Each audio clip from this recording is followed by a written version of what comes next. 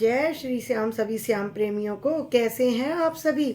आशा करती हूँ बांके बिहारी जी की कृपा से आप सभी कुशल होंगे। आज मैं आपको जो भक्त चरित्र सुनाने जा रही हूँ वो है जनक जी का। बहुत ही सुंदर चरित्र है, आप ध्यान से सुनिएगा, क्योंकि भक्त चरित्र सुन के हमारे हृदय के विकार दूर होते हैं। हृदय के जब विकार दूर होते हैं तो हमारा मन भगवान की भक्ति में लगता है।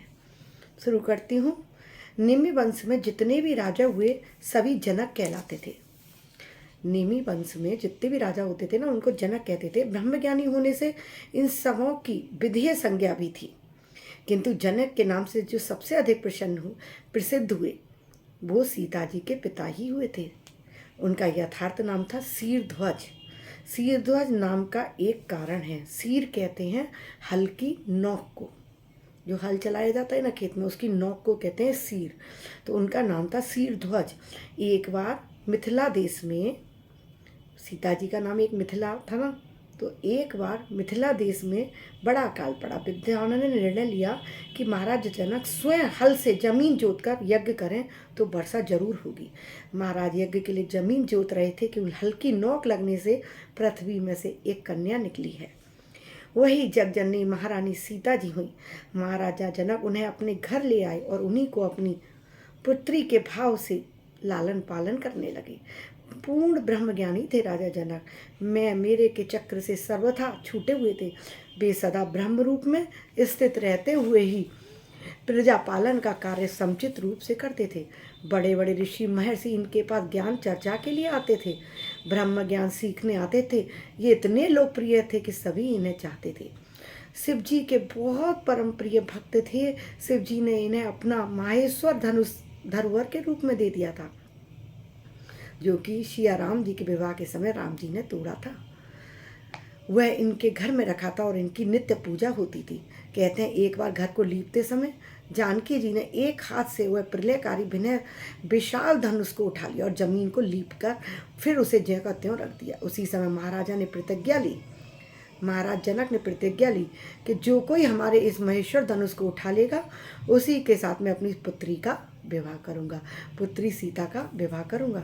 श्री तुलसीगत रामायण में जनक जी का चरित्र बहुत ही संक्षिप्त रूप में वर्णन हुआ है, किंतु जितना चरित्र उनका अंकित हुआ है वो इतना सुंदर है। उसमें इतना गांभीर्य, तेज, विद्वता, ज्ञान, प्रेम आदि गुणों का अद्भुत सम्मिश्रण है। उसमें परस्पर भिन्न गुणों का ऐसा सामंजस्य है कि देखते ही बनता है, जो मानव जीवन को एक उदाहरण के रूप में प्रस्तुत होता है। महर्षि विश्वामित्र जी के साथ श्री राम लखन मिथिलापुरी पधारे हैं। सुनते ही महाराजा जनक उनका सत्कार करने के लिए मंत्री और पुरोहितों के साथ आते हैं।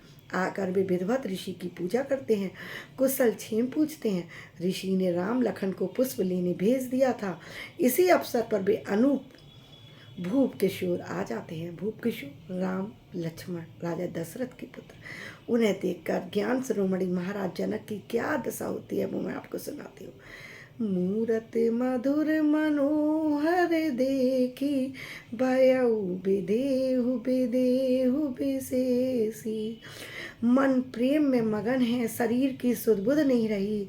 बहुत चेष्टा करके महाराजा जनक ने अपने को संभाला है और अपने मन का भाव ऋषि विश्वामित्र के सम्मुख प्रकट किया है।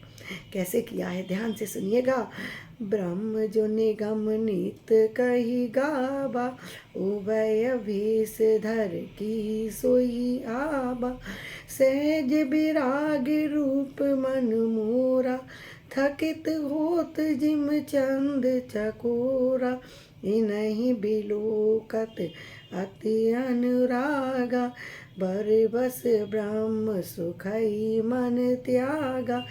तब विश्वामित्र जी ने इशारे से राजा के अनुमान का समर्थन करके राम जी का संकेत पाकर कहा, रघुकुल मन दशरथ के जाए, मम हित लाग नरेश पठाए। जब किसी राजा से धनुष टस से मस भी नहीं हुआ है तब महाराजा जनक ने सब राजाओं को संबोधन करते हुए कहा है, अब जन को माखे भट मानी, वीर मिहीन मही में जानी। तजहु आस निज निज गृह जाऊ, लेखा न बिद देहि विभाऊ, सुकृत जाय जो पन परिहरऊँ, कुंवर कुआर रहूँ का करऊँ। यह बात लक्ष्मण जी को बहुत बुरी लगी कि पृथ्वी वीर विहीन हो गई है, पृथ्वी पर ऐसा कोई नहीं है जो धनुष तोड़ सके। उन्होंने बड़े जोरों से महाराज जनक को इस बात का विरोध किया। वृद्ध ब्रह्मज्ञानी राजर्षि को बालक लक्ष्मण ने डांट दिया है। कही जनक जस अनुचित बानी, विद्यमान रघुपर जानी। लक्ष्मण बहुत कुछ कह गए किंतु जनक जी की गंभीरता भंग नहीं हुई। उन्होंने ना लक्ष्मण जी की बातों का बुरा माना और ना खंडन ही किया।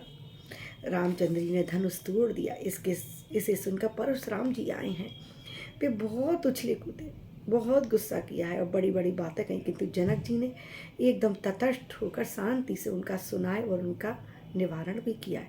वे समझते थे कि जिन्होंने इतने बड़े शिव धनुष को तोड़ दिया, वे स्वयं इनसे समझ बूझ लेंगे, हमें बीच में पड़ने की कोई ज़रूरत नहीं है। जब श्री राम जी वन को जाते हैं और भरत जी उन्हें मनाने के लिए चित्रकूट पहुंचते हैं तो वहाँ भी जनक जी के ही दर्शन होते हैं। उस समय उनकी गंभीरता सराहनीय है। वे स्पष्ट यह भी नहीं कह सकते कि राम जी अयोध्या लौट जाएं, क्योंकि लोग कहेंगे जनक जी ने अपने जमाता का दामाद का पक्ष लिया। और भरत के प्रेम को देखकर वे ये भी नहीं कह सकते भरत जी की बात ना मानी जाए। अतः अपनी रानी से भरत जी की बहुत बढ़ाई करते करते अंत में उन्होंने कहा है, देवी परंतु भरत रघुबर की, प्रीत प्रतीत जाए ना तर की। इससे इनके बीच में बोलना उचित ही नहीं है। जो वो करेंगे वो ही ठीक होगा। अपनी पुत्री सीता को वनवासी देश में देखकर महाराजा दशरथ की जो दशा हुई वो अवर्णनीय है। इस स्थल पर उसका वर्णन करना असंभव है। उसके लिए मैं कभी दूसरा प्रसंग लेकर आऊँगी। क्या उनका वह मोह था? कभी कहते हैं कि नहीं, कदापि नहीं।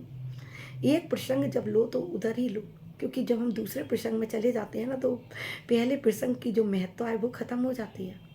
तो हमें अभी जनक जी का प्रसंग मैंने सुनाया है, उसकी विशेषताओं को अपने चित्त में रखना है, सोचना है कि वो हमारे लिए क्या प्रेरणा दे रहे थे और हम उनसे क्या सीख सकते हैं। मोह मगन नहीं विदेह की, महिमा सिय रघुवीर सने की। जहाँ सिय रघुवर का सने हुआ, मोह हो ही कैसे सकता है। ब्रह्मज्ञानी जनक जी के हृदय में यह प्रेम निरंतर रहता था। धन्य है श्री जनक जी। आपको मेरी ये कथा कहानी अच्छी लग रही हो तो कृपया मेरे चैनल पर बने रहिएगा। ऐसे ही अच्छे अच्छे प्रसंग, कथा, कहानियाँ, मोटिवेशनल वीडियो सब लेकर आती रहूँगी। मेरे चैनल को लाइक और सब्सक्राइब करना मत भूलिएगा। अभी के लिए विदा लेती हूँ। राधे राधे।